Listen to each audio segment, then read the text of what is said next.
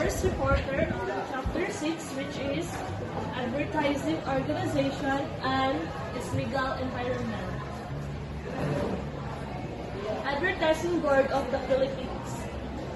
AdBoard, formerly the Philippines Board of Advertising, is a self-regulatory body formed in 1974. It's composed of 9 members association representing various sectors of the advertising industry in the Philippines.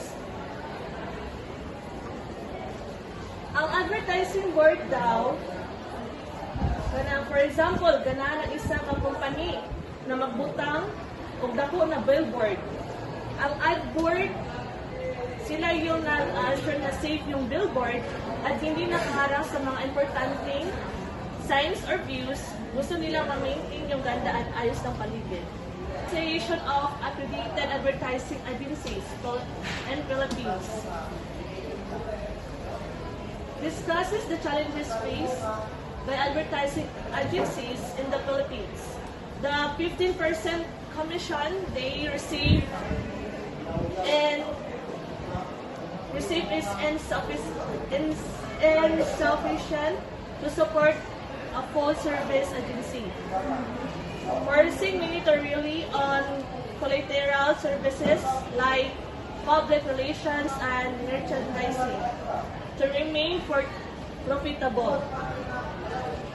The low profitability and lack of dynamism in the sector led to criticism from advertisers and media highlighting the need for efforts and disciplines within the industry.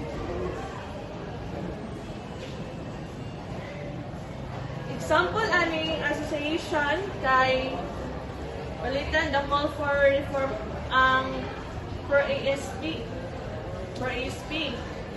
Nakikita nila yung mga challenges na kinakaharap ng mga advertising agencies.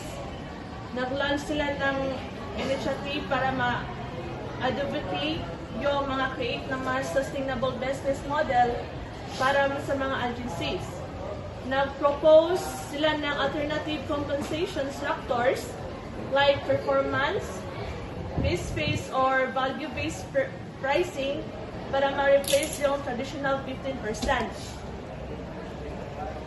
Then, nagtawag din sila para sa mas malinaw na communication at mas malakas na collaboration sa loob ng industriya para ma-address yung mga issues ng low profitability and lack of dynamism.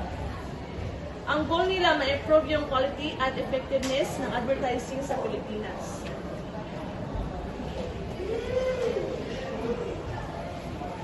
Philippine Association of National Advertisers.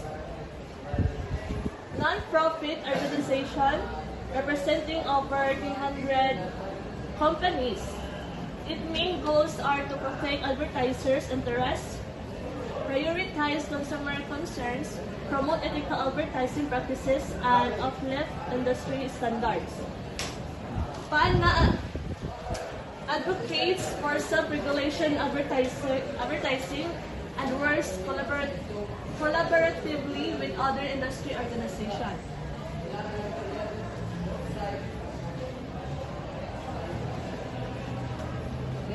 Sample aning Philippine Association of National Advertisers na nag-promote ng ethical advertising. Ang PANA, pwede silang mag-create at mag-promote ng isang code of ethics para sa mga members nila na nagko-cover ng mga topics like truthfulness and advertising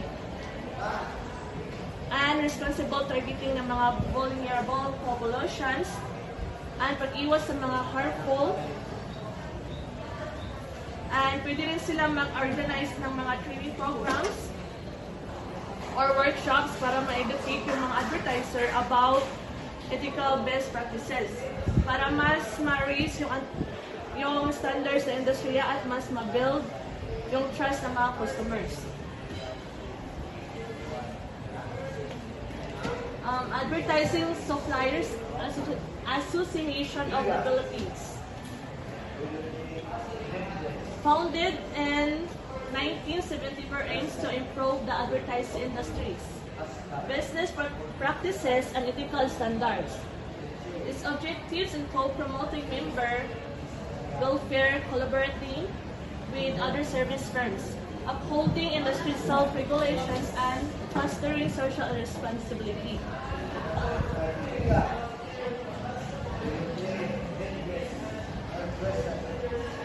For example, sa advertising suppliers, kanang nagpapaayos ng mga business practices.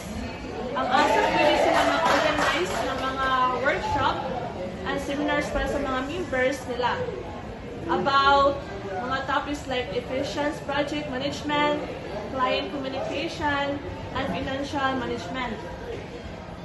Para mas ma-improve yung mga skills nila sa business. Mas maging profitable sila and mas magaling sila sa pag-manage ng mga operation nila. Pwede na sila mag-create ng standardized contracts para mas fair and transparent yung mga transaction between suppliers and advertising agencies. United Print Media Group represents several major Philippines print publications including ABS-CBN Publishing, DIY Publishing, Malaya, Manila Bulletin Publishing, Manila Times Publishing, Philippine Daily Inquirer, Filipino Star ngayon, and the Philippine Star, and Woman Homes Companion, Mr. and Mrs. Publishing, and Business World. For example, sa United Print Media Group, ay pwede silang magtulungan with ad board para mag-set ng roles sa advertising print. For instance, pwede silang mag-create ng code of ethics para sa mga misleading claims, harmful stereotypes, kapisanan ng mga broadcasters sa Pilipinas. A trade organization that promotes self-regulations within the Philippines broadcast industry. It enforces advertising practices, sets commercial load limits, and works to improve salary standards and manpower development. Even negotiating reduced tariff for equipment imports. For example, pwede po mag-collaborate yung TVP with mga advertising agencies para mag-create ng mga training programs para sa mga broadcasters about ethical advertising practices. Para mas maging responsible yung mga paggawa ng content at ma-ensure yung mga messages sa ads na ihatid ng maayos at walang mali. That's all. Reporter of Chapter 6. Cinema Advertising Association of the Philippines. The Cinema Advertising Association of the Philippines is an organization that represents companies and stakeholders involved in cinema advertising in the Philippines.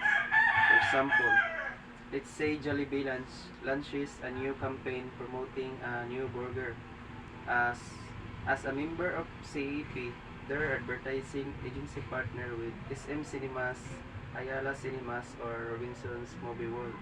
Then create a 30-second ad to be played before the movie starts. The next one is Independent Clock Timers Association of the Philippines. It's an organization that represents independent clock timers in the country.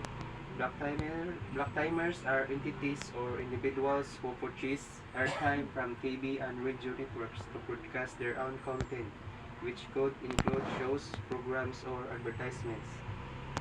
For example, suppose there is a local television station that allows clock timers to rent airtime for their own programming. IBA's trust revolves around a 3-point scheme. Number 1 is to work for the professionalism of the block timing industry, to participate and contribute in the upliftment of program standard.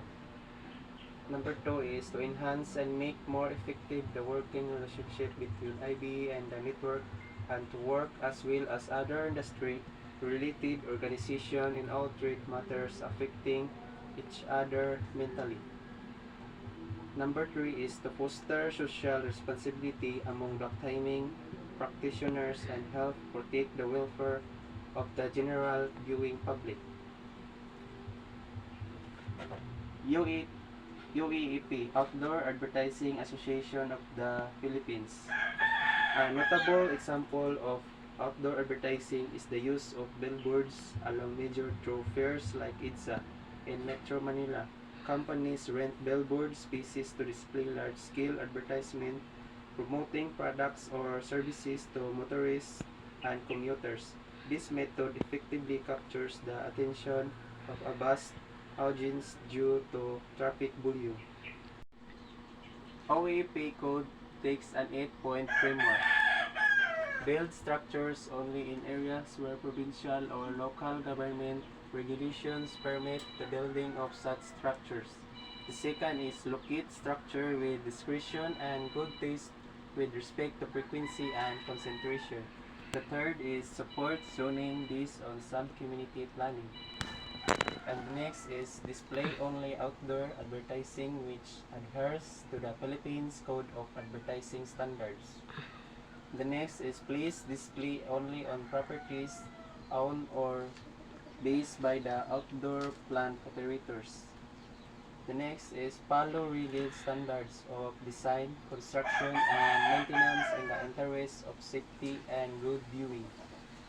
The next is support actively and continually worthy public causes through the contribution of space.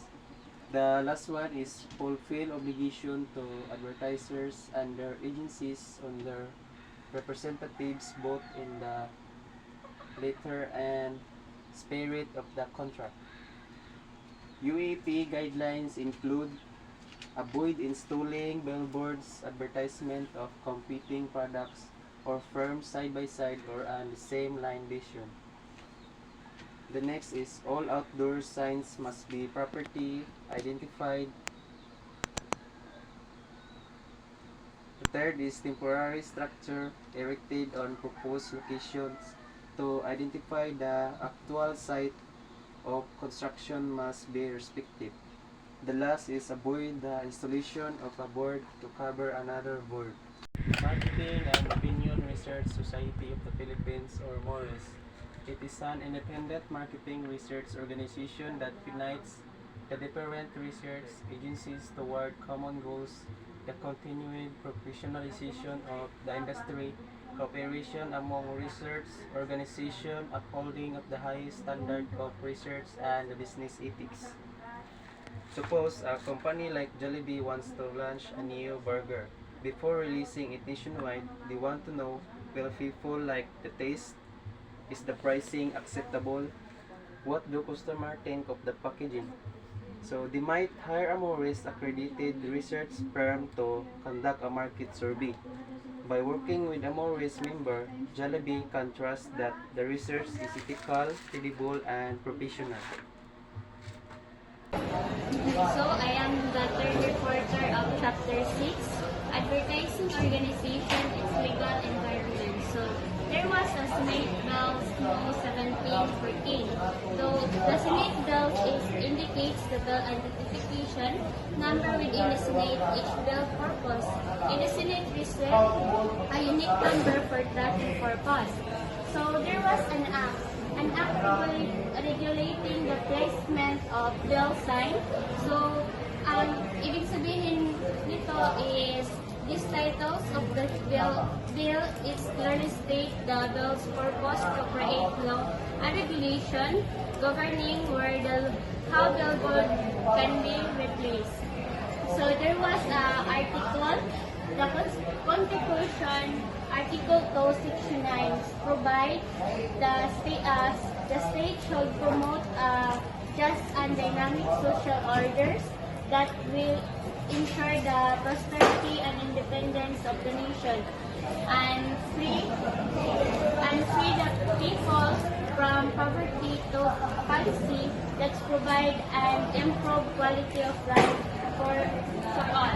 So this article was said to ensure the property and in poverty and in independence is ensure the poverty and independence of the nation. Ang magkilos ng Estado ay dapat maging kontribusyon sa kabuhayan ng bansa at sa pagiging malaya nito. So, ang isa kay free the people from the poverty. So, ang Estado ay dapat magpatupad ng mga pulisya na makakatulong sa pag-alis ng kahirapan at pagpabuti ng buhay ng mamamayan nito.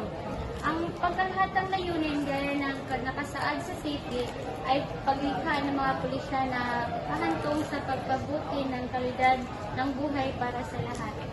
So there was a section 9, first ay section 1, short title.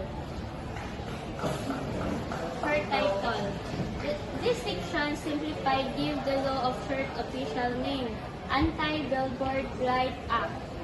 The name concise the clearly communities the law means purpose to address the negative impact of billboard which considered a blight or something that spoiled or damaged. The section 2 is declaration of the policy. Declaration of policy, it states that the purpose of the law is to ensure the better quality of life for everyone and to protect the scenery and environment. This means the law will like how rules to make sure billboard don't harm the beauty of the area or cause problem for people, health or safety. Example is kay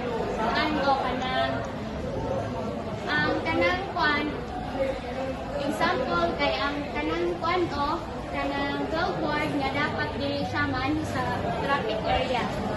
So, there was a section 3 definition of term. Nasa'y duha ka definition billboard or off-premise of billboard. So, ang billboard guide, the law define a billboard purely as any sign, whether an identification, description, illusion, or others device attract to a building, structures, or land that draws attention to a product, place, activity, person, education, or business. So, ang off-premise billboard guide, this refer especially to the business billboard advertising, something not located for the same place as the billboard itself. For example, kay ang billboard on the one street advertising a business located on a different street would be classified of an off-premise billboard. Sa ang section 4 kay regulation of off-light sign and billboard. So, ang regulation of site, sign, and billboard. Section 4, regulation of site, sign, and billboard. This section is less specific rules for placing off-premise billboard. Okay, instruction include not blocking traffic view and schools. Section 5, permit fee and inventory for billboard. This section is set the annual permit fee for new billboard for 70,500. It's also mandate for nationwide inventory of the billboard or check if they have proper permit from relevant government agency. So, example sa section 5 kay kung magbutang ka og ganang billboard nimo kay dapat na kay permission sa mga government. So, let's proceed sa section 6, assisting entities. specify that to create the valid inventory mentioned in Section 5, the DPWH or Department of Public Work and Highway will work high board permit holders, local governments, organization, and the MMDA or Political Manila Development Authority, non-governmental organization and citizen group and focus on environmental protection and transportation. Section 7, development of official business and directional sign.